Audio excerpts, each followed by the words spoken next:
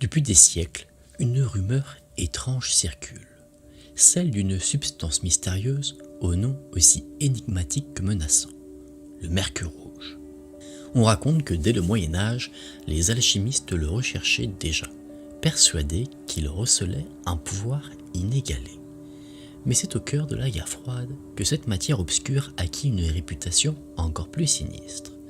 Le mercure rouge devenait, aux yeux de certains, une arme, et peut-être quelque chose de pire encore.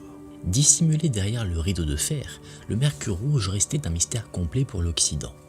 On lui prêtait des propriétés incroyables, presque surnaturelles, mais sa véritable nature, elle, demeurait floue.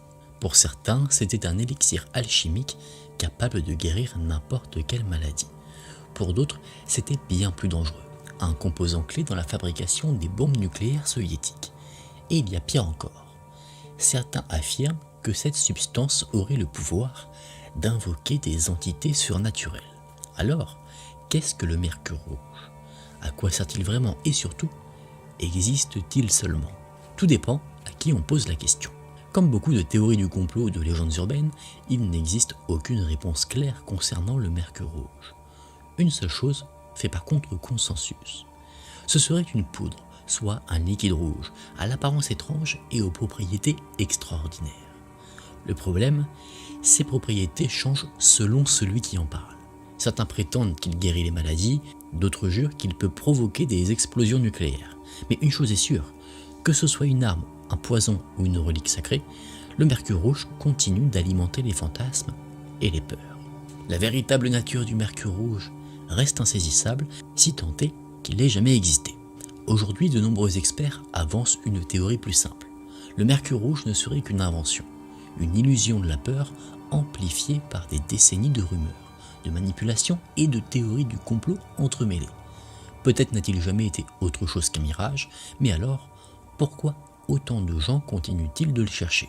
L'absence totale de preuves scientifiques ajoutée à des témoignages contradictoires et à l'impossibilité de donner une définition claire ne fait qu'amplifier le mystère. C'est justement là que réside toute l'attraction du mercure rouge. Ce n'est pas ce qu'il est, mais ce qu'on imagine qu'il pourrait être.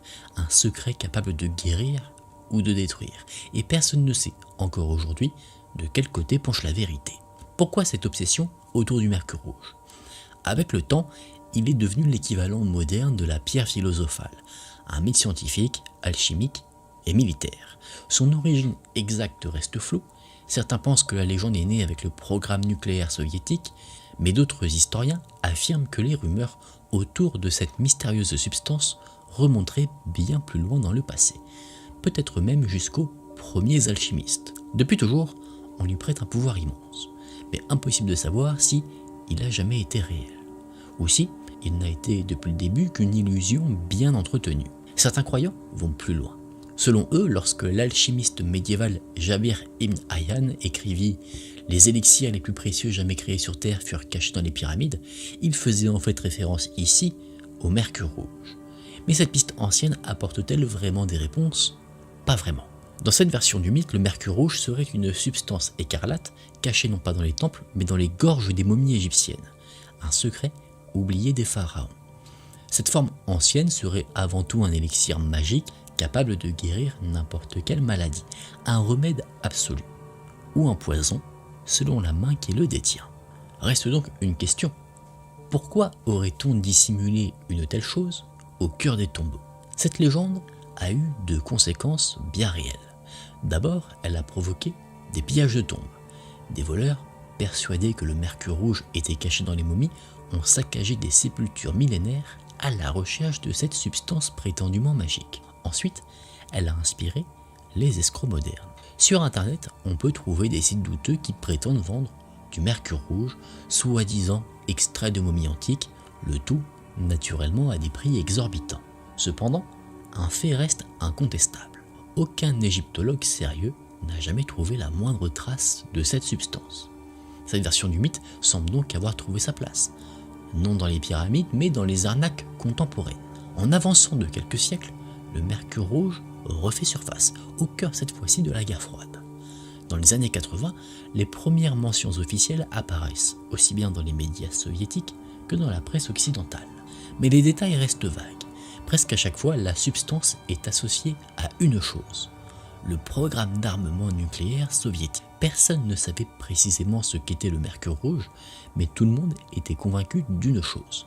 Il représentait une menace et il venait de l'Est. On racontait que le mercure rouge possédait des propriétés explosives hors du commun. Selon les médias occidentaux, cette substance mystérieuse agissait comme un catalyseur puissant, capable de décupler la force destructrice des explosifs classiques utilisés par l'URSS. Certains n'allaient pas plus loin. Même en infime quantité, mélangé à des explosifs, il aurait permis de produire une puissance de détonation démesurée. Dans un monde obsédé par les armes secrètes, cette rumeur fit l'effet d'une bombe. Et forcément, en pleine guerre froide, le mercure rouge fut rapidement lié à la course nucléaire. On murmurait aussi qu'il possédait des propriétés thermiques et radioactives étranges, au point de devenir pour certains un élément clé dans la fabrication des bombes soviétiques. Une arme secrète, invisible, et peut-être déjà prête à être utilisée. Après l'effondrement de l'URSS, les histoires autour du mercure rouge ont pris une tournure bien plus effrayante. On racontait désormais qu'il était intraçable, indétectable, et qu'une simple quantité de la taille d'une balle de tennis suffirait à provoquer une explosion nucléaire massive. Les rumeurs disaient qu'un matériau nucléaire inconnu, conçu en secret dans les laboratoires soviétiques, était désormais vendu au marché noir par des scientifiques déserteurs. Le monde craignait qu'il tombe entre les mains de terroristes. Mais cet apocalypse annoncé n'est jamais venu. Pourtant, les gouvernements ont su exploiter cette vieille peur. En 2004, au Royaume-Uni, plusieurs hommes ont été arrêtés, accusés de vouloir acheter du mercure rouge pour fabriquer une bombe sale et frapper Londres. En 2015, même scénario en Turquie. Des membres de l'État islamique ont été capturés alors qu'ils tentaient d'acheter la substance. Aujourd'hui, certains accusent les autorités. Et si au lieu de démentir les rumeurs, les gouvernements avaient préféré entretenir le mythe. Après tout, le mercure rouge est devenu une arme idéale, un piège pour attraper ceux qui rêvent de semer la terreur. Et presque aussitôt après la fin de cette hystérie nucléaire, le mythe du mercure rouge évolua. Il cessa d'être un simple matériau atomique. Il redevint une substance ancienne aux propriétés occultes. À ce stade, le mercure rouge était devenu ce que l'acheteur voulait qu'il soit.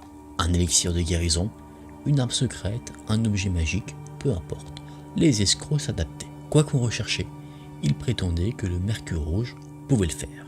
Ce n'était plus une arme, c'était une illusion sur mesure. Et ils continuaient à piéger ceux qui osaient y croire. Cette obsession a ravivé une ancienne version du mythe. Le mercure rouge serait bien issu des momies, capable de guérir des malades.